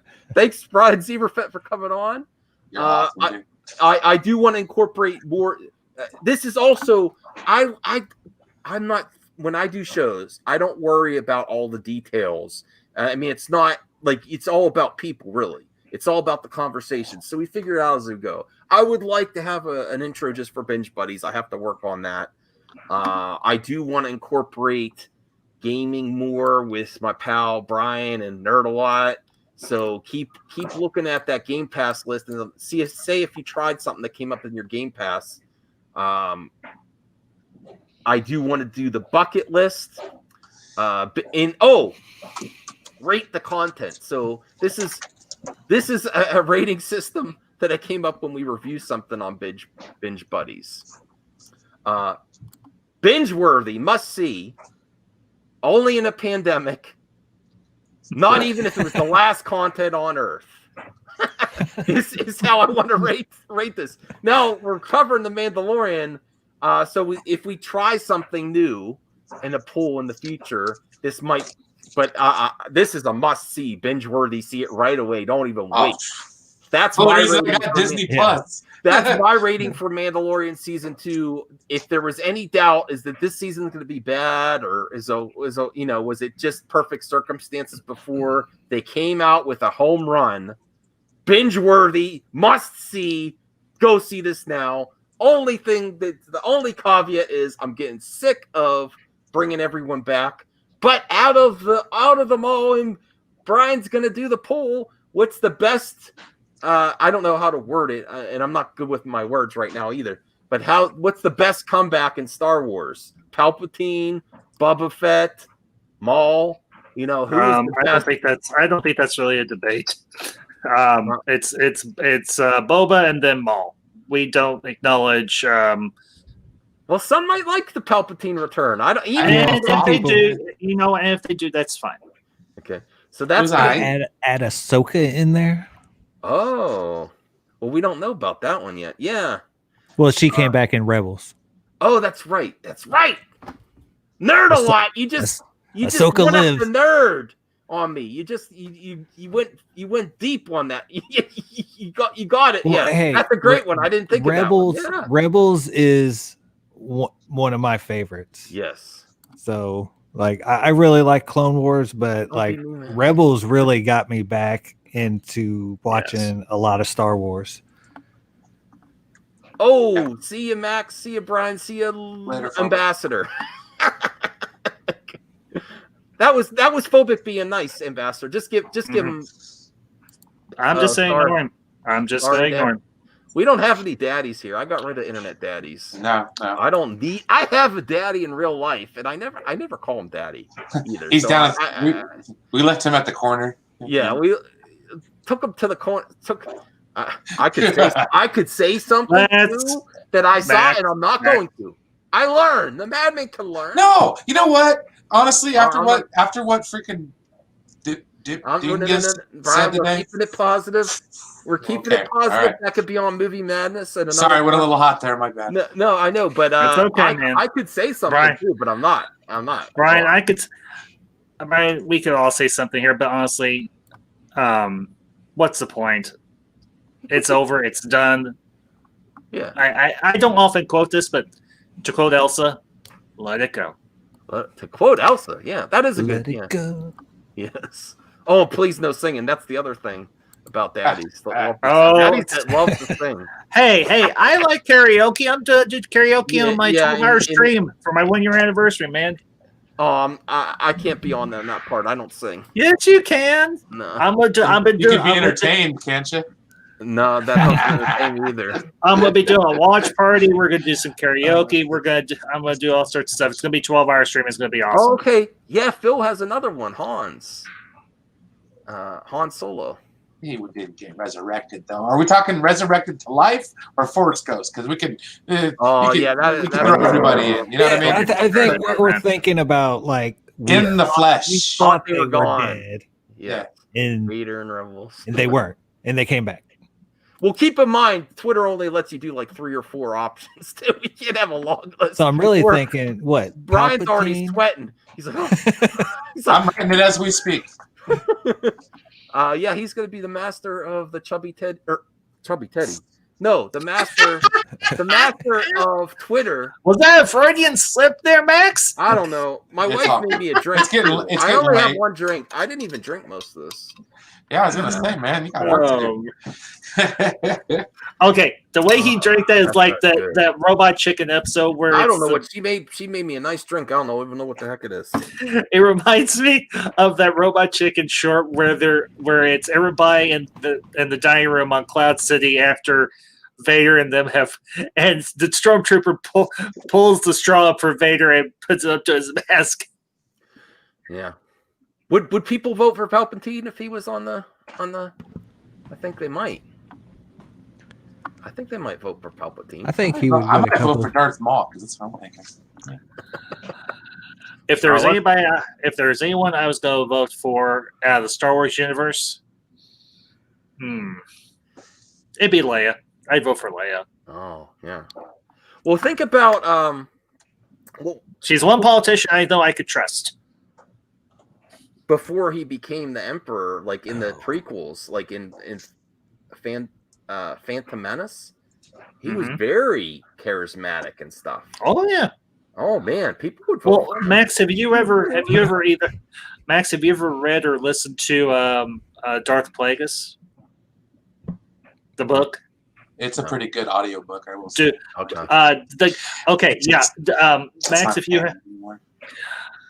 Max, do you have Audible?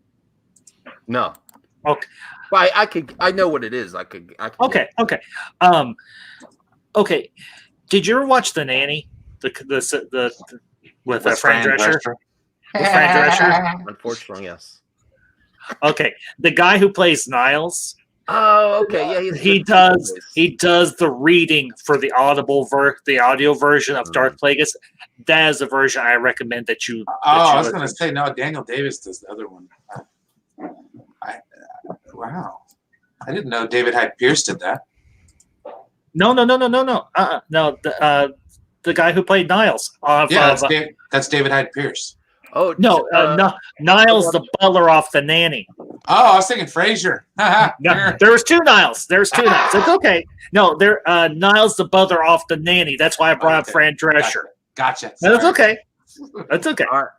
But yeah, he does a great job. Well, also, fun fact, he also played Professor Moriarty on Star Trek TNG. He was the hologram, if you remember that. Yep. Okay. So I never finished The Next Generation. I should go back and watch that. Pretty decent. When is Discovery on yet? Netflix? Yeah, season 3 started. Netflix overseas, I think. No, but they said it was coming to Netflix in America. Really? Too. They said it was. I don't know. Let me look. I know it's not on there yet. I had some other news, but I'm always on Netflix. This is about 2 hours, so we're gonna gradually get better and better. Not that this show was great. I'm just saying we'll have more segments. We'll have polls where you could vote what we watch. Could put on some stuff we want to watch in the poll, and then we'll have to decide. Yeah. I really like the idea of showing tribute to Hollywood legends, and once a month. Watch something. Like once. Yeah, I like that. That's a great way to show tribute to Sean Connery. And I'm kind of leaning towards. I think I'm going to vote for Highlander myself, just because Enosh has never seen it. Yes, we've got to pop that tray for Enosh. She needs to see Highlander at least once. Not only that, just for the Queen, for the love of the Queen. And honestly, we could switch over and do actual watch party on Twitch. Okay. Like actually watch the movie on the screen. All right. Because I did that with Nicotina and The Mandalorian. That's not a bad idea. But there's a guy that I work with. His name, I collaborate with him periodically. LDG Pixels. He actually has figured out a way where you can actually watch stuff live on stream on YouTube, and it will not get taken down. I was when I was on with Dawson last night and everything for his watch party for Mando, I brought this up. Max, I will get you in touch with LDG. I'm going to do the same thing for Dawson. This guy, he's a small channel, but he's a great guy. He does a lot of tech support videos or streams where you go in and everything. If you've got something wrong with your computer or whatever, if it's software, he can usually figure it out. But he's great with doing like graphics. He's trying to do something really different and everything, and really to support community and everything on YouTube. He's on Twitter. It's not a bad movie. He is on Twitter. He has his own Discord. He has his own channel. It's called LDG Pixels and everything. Great guy, really is. What's with all these watch parties? It's about buds getting together with the buds. Yes. Yellows, drinks, and watching shit. Preach. Why not? Yes. Although I'm not good. I'm not that great with watch parties because I'd be interested in joining other people setting them up. But when I watch something, I tried to do it, but me and my wife like to watch things together, and she just like, I just want to watch. I don't want to be on air or anything and talk and all that kind of stuff. So I kind of like the review thing, but if I rewatch it, that's where I could do a watch party. Yeah. Thanks. That's fair. But Phobic, yeah.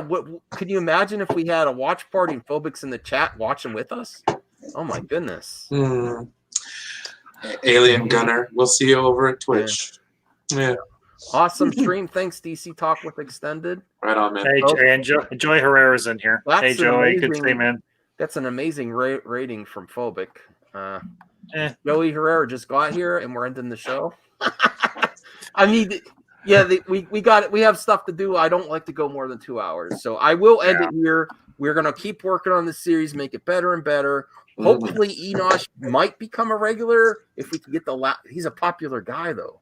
Enosh is I got to be honest. Enosh is he's in demand. Popular out of us. Like absolutely. I'm not no shade on anyone. No. Myself. He's hard to get. But he tries to give you his time if he can. No, I'm glad he came. That would be great to get some of the Enosh family on a Binge Buddies episode too, like Tiff-tastic and Tiff is awesome. She's very classy. Well, Phobic, I guess you're not good for watch parties, so you don't want anyone to talk. I mean, rewatching it and talking is fun. Not the first viewing. I agree. If I'm new to it and I'm watching it for the first time, unless it's some like horror. In the past, I watched a horror over a watch party, and that was kind of interesting. But I agree. All right, bye, Binge Buddy. See you next time. This is episode 1. Look out for episode 2 next week. I'm not sure what channel yet. We'll figure that out. Bye, everyone.